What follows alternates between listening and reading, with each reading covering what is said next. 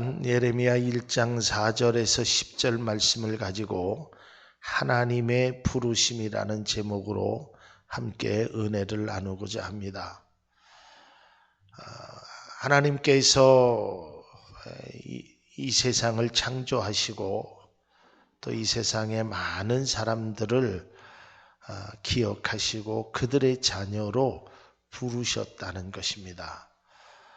영접하는 자 곧 그 이름을 믿는 자에게는 하나님의 자녀가 되는 그런 권세를 주셨다라고 말씀하고 있습니다.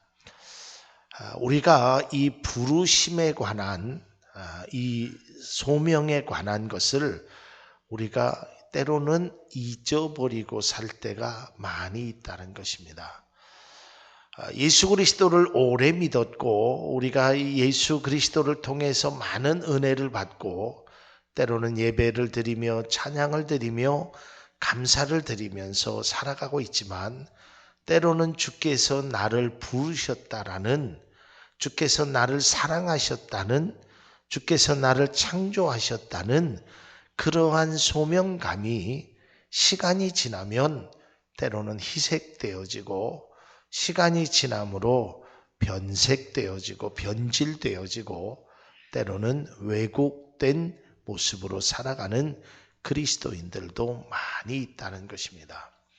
그래서 저는 오늘 특별히 하나님께서 이 예레미야 선지자를 부르신 이 부르심의 장면을 통해서 나를 부르신 그 하나님, 나를 택하신 그 하나님의 소명을 다시 한번 우리가 마음속에 깊이 새기고 그 소명 속에서 과연 내가 어떻게 해야 되며 무엇을 해야 하며 또한 어디로 가야 하는지를 다시 한번 깨달을 수 있는 귀한 시간들로 채워질 수 있기를 바랍니다.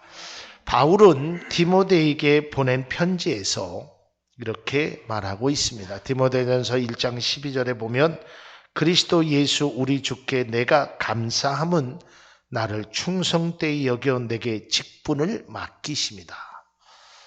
하나님 앞에 내가 감사하는 이유는 나를 불러주시고 직분을 맡겨주신 것이 감사하다라고 말하고 있다는 것입니다. 여러분은 어떠하십니까? 여러분들은 예수님을 믿는 것을 감사할 수 있는 멋진 그리스도인이 되어야 될 줄로 믿습니다. 그러니까 하나님께서 나를 불러주셨고 나에게 사명을 주셨고 나에게 직분을 주시고 내가 일할 수 있도록 내가 하나님의 자녀로 살아갈 수 있도록 하나님께서 해주신 것이 얼마나 감사한가를 사도 바울은 내가 정말 감사한 것은 하나님께서 나를 충성된 일꾼으로 여기셨다. 오늘 예레미야를 통해서 우리가 과연 어떠한 존재이며 과연 하나님이 우리를 어떻게 보고 계시는지를 다시 한번 살펴보고 묵상하고자 합니다. 첫 번째로 오늘 본문 말씀을 통해서 우리가 깨달아야 될 것은 하나님이 우리를 택하셨다라는 것입니다. 여기 계신 모든 분들을 하나님이 택하셨다라는 것입니다. 여러분, 택하지 아니하면 이 자리에 올 자가 아무도 없다라고 성경은 말하고 있습니다. 장로교 특별히 합동 측에 보면 이 예정론, 칼빈의 예정론이라는 것이 있습니다. 이 칼빈의 예정론에 의하면 이미 택한 백성과 택함을 못 받는 백성은 이미 다 구별되어 있다라고 얘기합니다. 극단적인 이 칼빈주의에 빠지게 되면 무슨 현상이 일어나냐면 이미 구원받은 자와 구원받지 않는 자는 태어날 때부터 이미 우리나라 조선시대의 양반의 자녀는 태어날 때부터 양반이고 노예의 자녀는 태어날 때부터 노예듯이 이미 구원받은 자와 구원받지 못하는 자는 이미 구별되어 있다. 이게 바로 예정론의 한 인류입니다.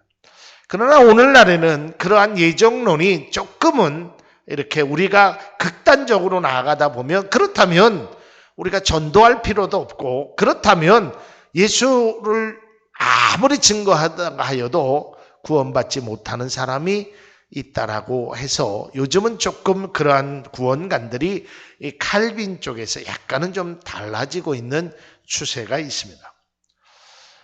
어쨌든 하나님께서 우리를 택하셨다. 하나님께서 나를 택하셨다라는 그 사명, 그 은혜, 그것을 우리가 깊이 알아야 한다는 것입니다. 오늘 본문의 말씀은 하나님께서 그 예레미야 선지자를 부르시는 장면입니다. 내가 너를 복중에 짓기 전에 너를 알았고 내가 태에서 나오기 전에 너를 구별하였고 너를 열방의 선지자로 세웠노라. 특별히 우리가 구약 성경을 보면 하나님이 세우신 많은 사람들이 존재합니다. 아브라함도 그랬고 모세도 그랬고 여호수아도 그랬고 다윗도 그랬고 다 보면 하나님께서 그들을 부르셨다는 것입니다. 하나님께서 그들을 택하셨다라는 것입니다. 이게 얼마나 큰 은혜고 큰 감사인지 모릅니다. 여기서 구별하였다라는 말은 이 거룩하다라는, 그러니까 어떤 세상 속에서 분리시킨다는 그러한 원어적인 의미도 가지고 있습니다. 우리가 성경에 보면 이스라엘의 초대 왕이 사울 왕입니다. 하나님께서 그 기스의 아들, 농부의 아들인 이 사울을 왕으로 세우십니다. 기름을 부으십니다. 사실 이 사울이라는 사람은 이름도 없이 살아갈 수밖에 없었던 그저 농부의 한 사람이었고 그가 왕이 될 것이라고는 그 자신도 생각하지 못했던 일이었습니다. 그러나 하나님께서 그를 택하여 주셔서 이스라엘의 초대 왕으로 그를 세우셨습니다. 사울에게는 얼마나 영광스러운 일이고 자신을 왕으로 불러주신 하나님께 그는 감사했습니다. 그리고 백성을 다스릴 지혜를 구하는 것이 마땅했습니다. 그럼에도 불구하고 이 사울 왕은 시간이 지나면 지날수록 하나님을 의지하기보다는 인간적인 방법을, 세상의 지혜를 구하는 일에 그의 모든 힘을 쏟아 넣었다는 것입니다. 사무엘상 15장 24절에 보면 내가 여호와의 명령과 당신의 말씀을 어긴 것은 내가 백성을 두려워하여 그 말을 청종하였습니다. 이 말은 무엇이냐면 내가 하나님의 말씀을 듣지 않는 것은 내가 백성들을 두려워했기 때문에, 다시 말해서 사람이 무서워서 나는 하나님의 말씀을 거역했습니다. 사람의 인기를 얻으려고 하나님을 버렸습니다.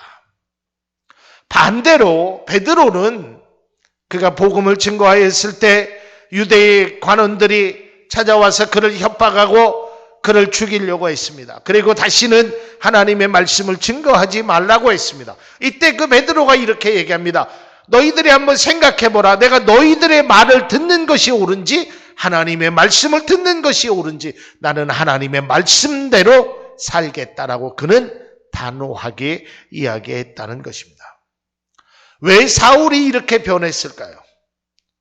하나님의 부르심에 대한 그 소명을 그는 잊고 살았기 때문입니다. 그 감사를 잃어버렸기 때문에 그랬다는 것입니다. 그래서 우리가 가끔은 이 과거를 통해서 많은 것들을 우리가 습득해야 합니다. 과거에 가졌던 경험, 과거에 가졌던 생각, 때로는 첫사랑을 가졌던 그러한 은혜를 우리가 잊어서는 안 된다는 것입니다. 하나님께서 나를 선택하고 하나님의 사람이 되었다는 것이 얼마나 귀한 일이고 얼마나 고마운 일이고 얼마나 감사한 일이고 얼마나 행복한 일인가를 우리는 날마다의 삶 속에서 고백해야 될 줄로 압니다. 여러분은 진정 하나님께서 불러주신 것이 행복하십니까? 하나님께서 여러분을 자녀로 삼으신 것이 감사하십니까? 아니면 때로는 그것이 우리의 부담으로 작용하고 있지는 않는지 말입니다. 하나님께서 오늘 교회 안에서도 장로님으로, 안수 집사님으로, 권사님으로, 집사님으로, 또한 교사로 이렇게 다 부르셨습니다. 이것은 우연히 부르신 것도 아닙니다. 또한 할 사람이 없어서 여러분들을 그렇게 부르신 것도 분명히 아니라고 생각되어집니다. 지금 생각해 보면 저에게 어떻게 그렇게 용기가 났는지, 어떤 그런 생각을 했는지, 때로는 제 자신이 좀 뭐라고 할까요? 용감했다고 할까요? 근데 제가 지나고 나면 그건 제가 가진 생각이 아니고 아마 하나님께서 저에게 주신 마음이라고 생각합니다. 제가 우리 교회 1년 만에 두 분의 장로님과 두 분의 권사님과 두 분의 명예권사님과 한 분의 명예안수 집사님 7분의 임직식을 했습니다. 처음에는 우리 장로님 중에서도 좀 그 받는 것이 조금 뭐라고 할까요? 좀 양보하시는, 조금 미뤘으면 하는 그런 말씀도 했는데 제가 단호하게 그것을 그저 밀고 나갔습니다. 저는 그때 하나님께서 주신 마음이라고 생각합니다. 저도 기도하였고 우리 장로님들도 권사님들도 우리 성도님들도 함께 기도하여서 아주 귀한 임직식을 마쳤습니다. 저는 그렇게 생각합니다. 참 좋은 교회에 장로님이 안 계시면 이 교회가 안 되기 때문에 두 분의 장로님을 저는 세웠다라고 생각하지 않습니다. 분명히 하나님께서 특별한 사명이 있으시고 특별한 은혜를 주시려고 이곳에 세우신 것이지 아무 뜻 없이 사람의 명예나 사람의 생각이나 목사의 생각에 의해서 저는 세웠다라고 생각되지 않습니다. 두 분의 권사님도 마찬가지입니다. 모든 분들이 다 마찬가지입니다. 우리 교회 이곳에 있는 분들이 무슨 하나님께서 우연히 하다가 무슨 시간이 되어서 자격이 되어서 하나님이 세우신 것이 아니라 하나님의 특별한 섭리와 계획과 하나님의 뜻하심으로 세움을 받았다라고 저는 믿습니다. 사랑하는 성도 여러분, 여러분들의 모든 것도 마찬가지입니다. 여러분들이 이 교회에서 아니 다른 교회에서 안수 집사님을 받고 권사님의 임직을 받았더라도 그곳에도 마찬가지입니다. 사람이 없어서 여러분들이 그 교회에서 몇 년 동안 출석을 잘해서 아닙니다. 이것은 사람이 계획할지라도 그 걸음을 인도하시는 하나님의 손길을 통하여 여러분들을 부르셨다라는 것을 믿음으로 확실하시기를 주님의 이름으로 축복합니다. 그러니까 우리가 직분자라, 그러니까 모든 성도들이 하나님이 나를 부르셨다라는 강한 그러한 것이 있어야 됩니다. 그렇게 되면 소명감도 훨씬 더 있어지고 그것에 대한 하나님 앞에 감사함도 있어지고 그것에 대한 하나님의 은혜도 있어지게 되는 것입니다. 에레미야를 뱃속에서부터 하나님께서 택하셨다라고 말씀하고 있는 것입니다.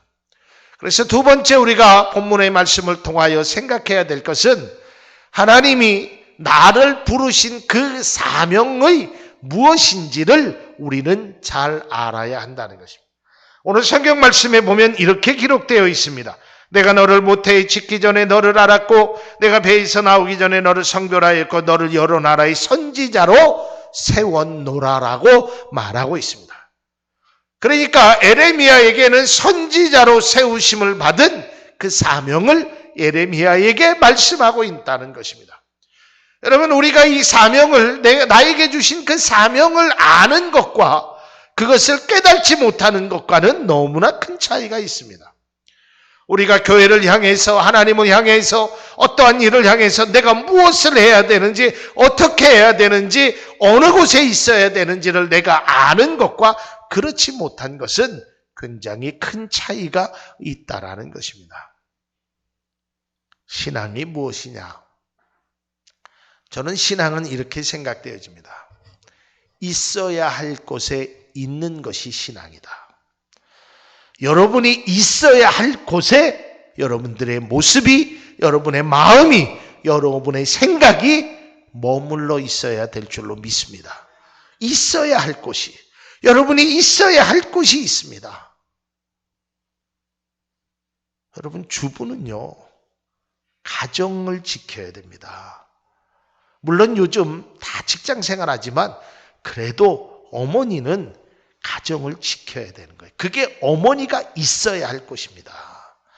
엄마가 밤마다 나이트클럽을 지키고 있으면 그 가정은 그건 뭐 뻔한 벌주 아니겠습니까? 아빠는 가정을 책임지는 일에 자리를 지켜야 되는 거예요. 학생은 학교가 내가 있어야 할 자리입니다. 이 자리를 자신의 본연의 임무를 잘 하지 못하면 무너지게 되어 있습니다. 그럼 여러분들은 어디에 있어야 됩니까? 은혜의 자리, 믿음의 자리, 하나님이 원하시는 그곳에 여러분들이 있어야 될 줄로 믿습니다. 그러니까 우리가 그 사명을 알면 그대로 행하는 것입니다. 그러나 그 사명을 깨닫지 못하면 우리의 삶이 엉뚱한 것으로 자꾸만 발산되어지는 것입니다. 그리고 세 번째, 이 소명에 있어서 오늘 성경을 통해서 우리에게 귀한 것을 말씀합니다. 그것은 바로 하나님이 주신 소명은 하나님이 함께 하신다는 것입니다. 여러분들을 결코 혼자 내버려 두지 않습니다. 성경은 말하고 있습니다. 부모는 너를 버릴지라도 나는 너를 영원히 버리지 않겠다라고 말하고 있습니다. 오늘 성경의 말씀에도 뭐라고 말하고 있습니까? 여호와께서 내게 이르시되 너는 아이라 말하지 말고 내가 너를 누구에게 보내든지 너는 가며 내가 내게 무엇을 명령하든지 너는 말할지어다. 너는 그들 때문에 두려워하지 말라. 내가 너와 함께하여 너를 구원하리라. 나 여호와의 말이니라. 그러니까 하나님께서 우리에게 소명을 주시고 하나님이 함께 하신다는 것입니다. 그러니까 여러분 두려워하지 마십시오. 걱정하지 마십시오. 여러분 좌절하지 마십시오. 하나님께서 여러분의 삶 속에 함께 하신다는 것입니다. 그런데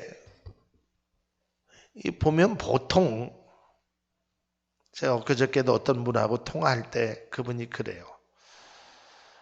누가 목회를 같이 하자고 했는데 도저히 자기가 목회를 할 자격이 없는 것 같아서, 그분도 목사님입니다.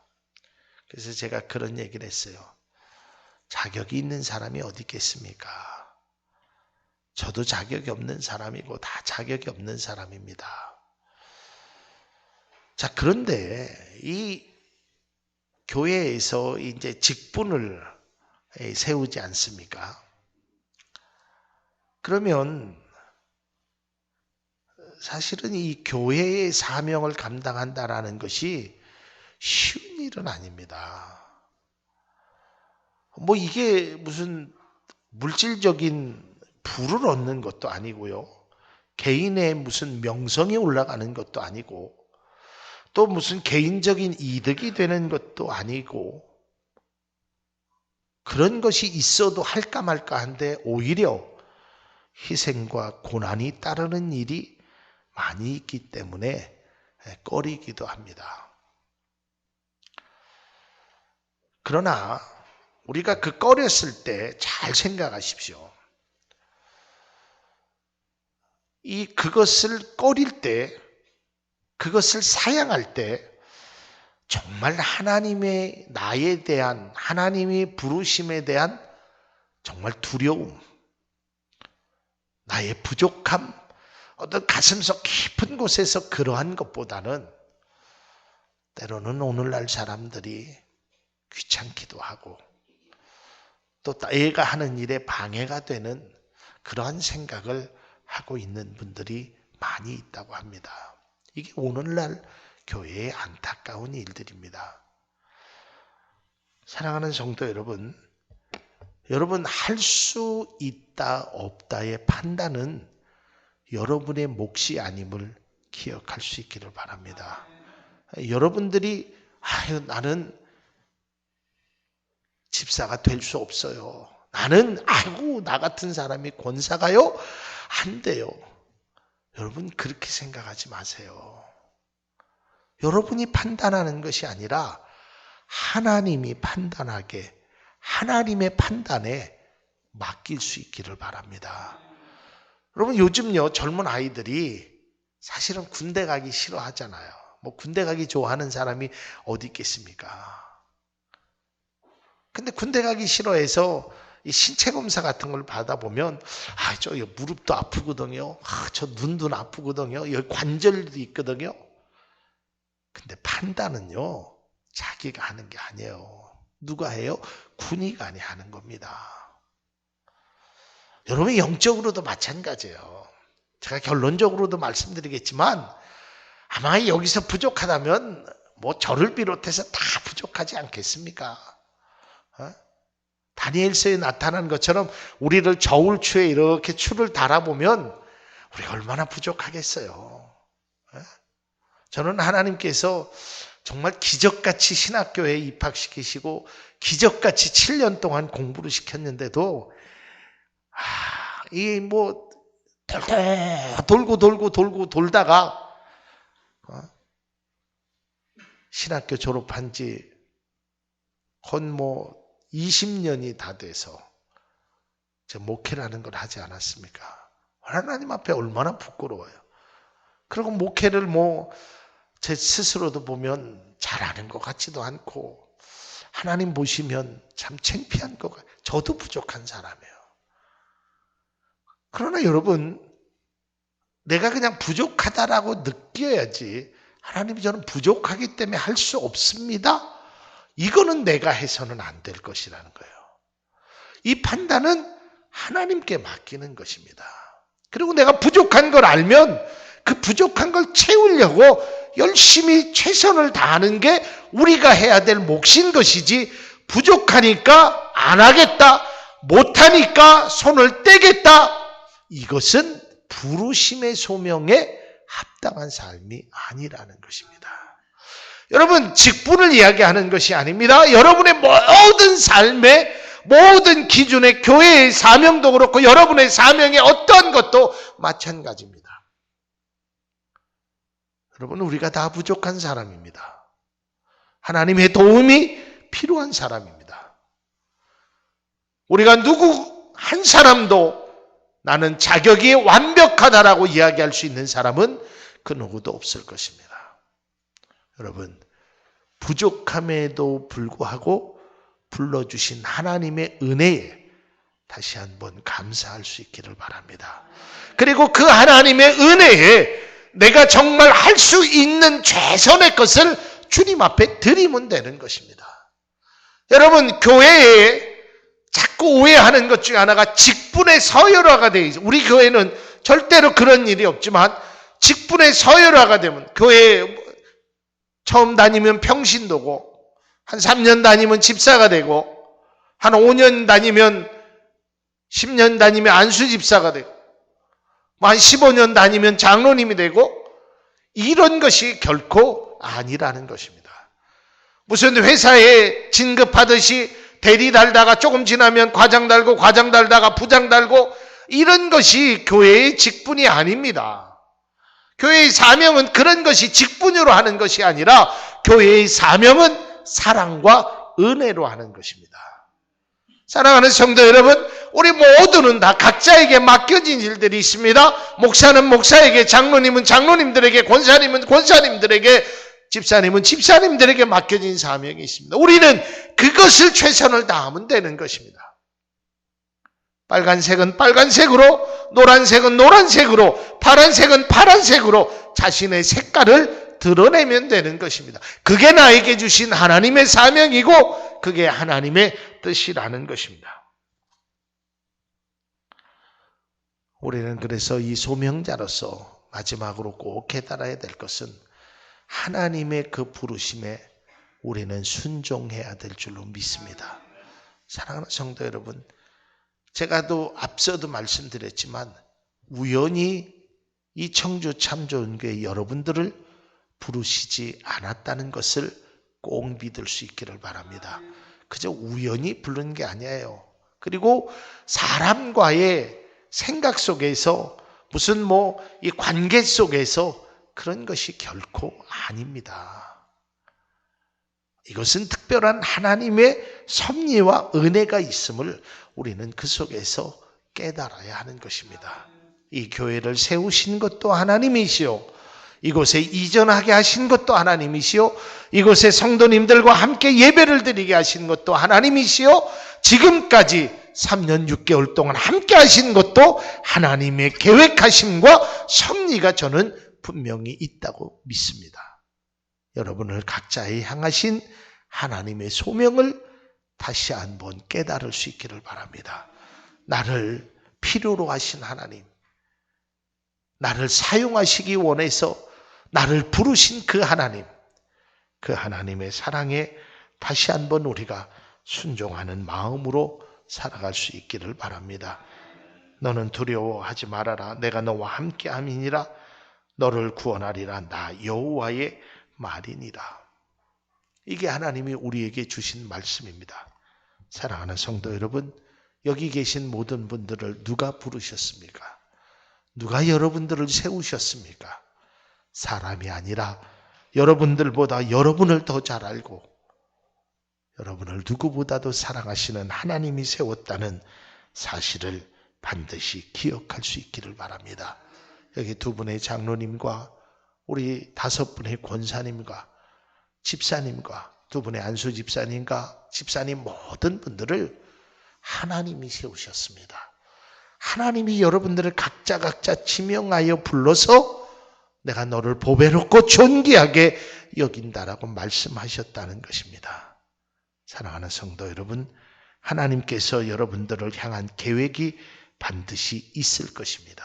오늘 예레미야를 향한 계획은 여러 나라에 너를 선지자로 세운 그 계획이 그 뜻대로 이루어진 것처럼 여기 계신 모든 사랑하는 성도님을 하나님께서 세워주신 그 계획이 바로 하나님의 뜻 가운데 인도되며 사명을 감당할 수 있는 우리 모두 될 수 있기를 주님의 이름으로 축복합니다. 그리고 하나님께서 나를 부르셨다라는, 나를 지금까지 사랑하셨다는 그 소명을 다시 한번 마음속 깊은 곳에 깨닫고 그 소명에 감사하며 그 소명을 주님 안에서 마음껏 누리며 여러분의 계획한 모든 일들이 주님 뜻 안에서 이루어질 수 있기를 주님의 이름으로 축복합니다. 기도하겠습니다.